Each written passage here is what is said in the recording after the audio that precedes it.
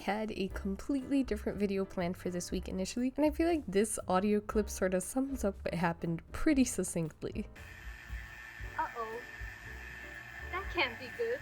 So with that project going on the back burner to simmer for a bit longer and half the week gone and nothing to show for it, I needed something classic and reliable to turn to, and who better to turn to than the Wheel of Destiny for the series unofficially known as Redesigning My Childhood Characters by randomly rolling your suggested aesthetics. And let me tell you, we have truly been blessed on this day because we rolled Brusha, the Celestial, with the aesthetic Decora and the trait One Eye. If you saw my first ever drawing characters with a random aesthetic video of Kate in the coquette aesthetic, at the end of the video I mentioned specifically that I would love to do a Decora Cyclops Knight. Well, we would end up with a prompt that is Decora Cyclops Knight, which I for one think that is sick. If I don't end up rolling a Decora Cyclops Knight, I might just do it anyways. And here we are, nearly at the end of the series of the Wheel of Destiny, and it has given me exactly what I was hoping for. Obviously, I already had a shape in mind for this. I wanted big space boots, lots of star and heart patterns, some draped strappy stuff, and of course, a lot of chunky beads. I also wanted Brusha to have a big colorful ponytail, just because I feel like folks who dress in the Decora style always have the most beautiful, colorful hair. I did intend to put a lot of braids and beads into the hair as well after the fact, but even though I really wanted to do this drawing, I actually kind of got overwhelmed with the sheer number of little bits and I crashed out a little bit. But I still think she's very pretty and I hope she does at least a little justice to the Decora vibe. If you are unfamiliar with Decora, it is a style that originally came from Japan. It's a very playful look that focuses on bright colors, layering, and most importantly, accessories. I think the most iconic thing about Decora, for me at least, has always been the hair clip bangs, which I immediately sacrificed in my piece. Of all the knights that I have, I wanted to give this knight a helmet. In hindsight, I wish I had just given her a face mask and then let her have her bangs out. That way I could load them up with cute little clips. And I almost thought about going back and changing that, but once again, very tired, very overwhelmed, trying to work off the scraps of energy that I do have, so I felt like maybe that would be pushing myself a bit hard. I say as I casually already spent around 7.5 hours working on this piece. To make up for my general lack of bangs and pliable clothing to put little clips and pins on, I did cover her armor in a bunch of little stickers. Most of them are hearts and circles and stars, but I did add an Easter egg or two in there. Honestly, I think if I had a whole week instead of just a couple days to work on this, I could have done more with the stickers and accessories. And I actually did add a few more stickers after the fact, when the pressure of being recorded was off and after I'd taken a little break away from drawing. I guess taking that break from digital art after Art Fight immediately caused me to forget what it's like drawing characters efficiently and as quickly as possible. Besides hair clips and belts and bracelets, I saw a lot of keychains being used as accessories in Decora fashion as well, and that made me realize that of course the perfect weapon for a Decora knight would be a mace, because honestly, what is a mace but a big keychain made of violence? I can see the confusion settling in as I'm coloring in exclusively grayscale for a style that is iconically known for being bright and vibrantly colored. Bet you can't guess why. That's right, yet again, I'm making my life more difficult by trying to do this in a gradient map. I actually came across some really cool color palettes with the preset gradient map. Like, my goodness, it was hard to leave some of these behind, especially this gray, black, red, and orange one. Oh, look at her. I adore this look. But alas, we are on a mission, and that mission is to cause eye strain on purpose, but in an aesthetic way. Now, did I spend way too much time just testing out color gradients and sending individual colors myself? And in fact, so much time that honestly it probably would have been so much faster to just flatten colors myself without using gradient maps? Yes, I did.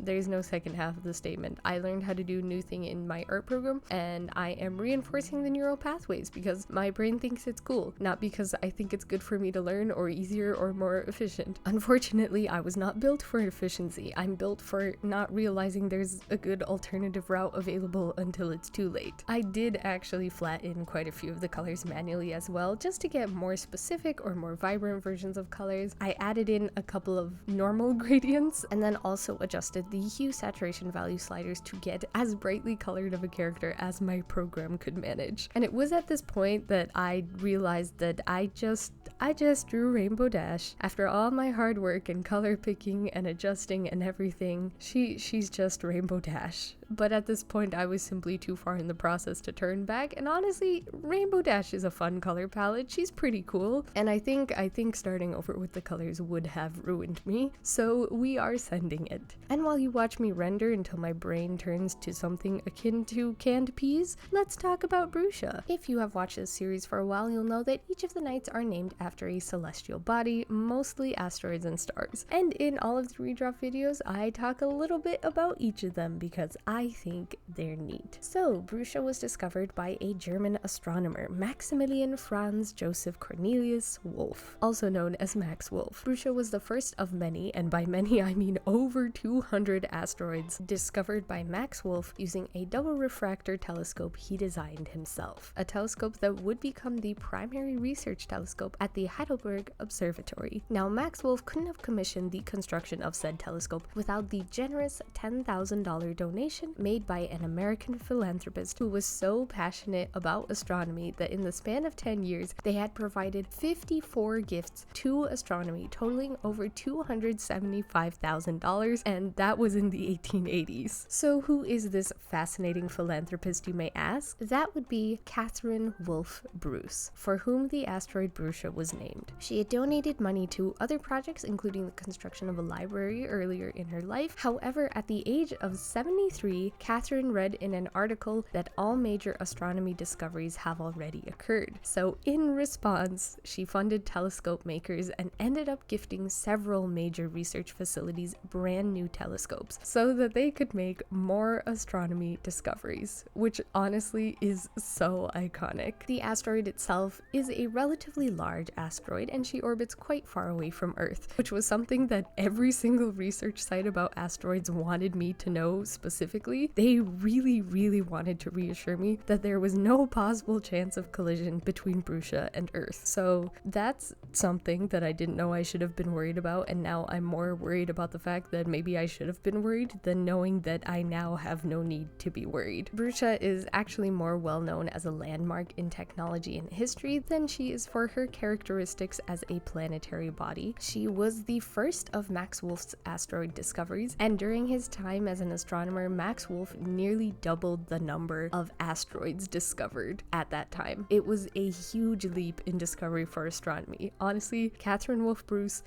really, she made her point. But back to the drawing, I know it's probably not the safest helmet design, but I did want to actually indicate the fact that she is a Cyclops and not just a character with impractical fantasy armor design and a single front-facing eye hole. So behind the rose-colored glass, I did draw some small indications of an eyeball with a heart-shaped pupil because I wanted to give her a heart-shaped pupil, and I can, and nobody can stop me. I think I definitely overworked her chest plate and her helmet, and then everything else in the drawing got a little left behind because I got really tired. I think if I had planned to do this video from the start of the week instead of being sad and procrastinating a ton and then having to detour from a separate project that wasn't turning out, maybe I would have had the brain space and energy to complete this drawing to a rendering level that would have made me a little more happy. That being said, I do like the colors and the shapes and the shading. It's giving alien, but not without definitely being fantasy nightcore, and I feel like that suits the prompt well. She does still definitely look like Rainbow Dash, but it's fine and it's not bothering me at all, and like I said, it's totally fine. One of my favorite details of this drawing are her bracers, which are modeled after the stacked bracelets and candy that you see so often in Decora outfits. I'm sure a stack of hard plastic bracelets could protect your are okay from oncoming attacks, depending on how they were stacked and how the attack happened. And then my second most favorite detail would be the mace itself. It was one of the laziest render jobs I've probably ever done, but I love the colors and the neon vibrant rainbow about it. It's so perfect, so fitting for the character design, and I'm also super glad she got her own unique weapon instead of me defaulting to swords or glaives like I seem to do so frequently. You may be alarmed to see that I have maybe at most half of Brusha rendered, and there is so little time left of this speed draw. Never fear, while some of it may or may not be attributed to me trying to render this as quickly and as simply as possible, a lot of it was because I kept forgetting to press record again because I was taking a bunch of stretch breaks and eye strain breaks, and I was just losing track of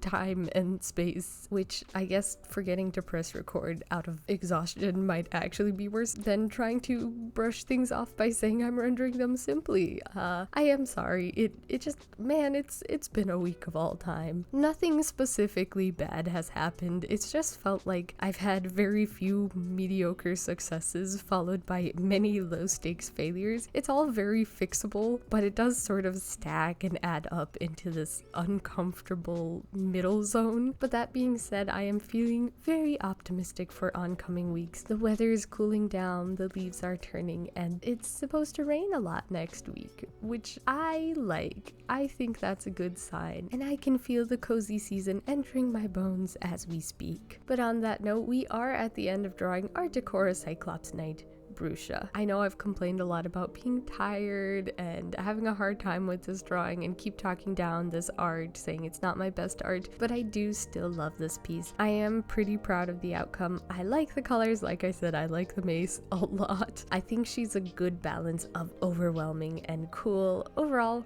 a very fun little piece, and she makes for a stunning addition to our lineup. Also, it's nice to have more brightly colored characters like our hyperpop boy Murak. And all that said, we are so close to being at the end of our random aesthetic characters. I have no idea if I'm just going to do regular character redraws for a while, or if I'm going to do randomly rolled traits but in a different way, maybe with dice. I really liked having y'all's input on the character design, but needless to say, wherever my redrawing ideas are headed next, who knows? Not me.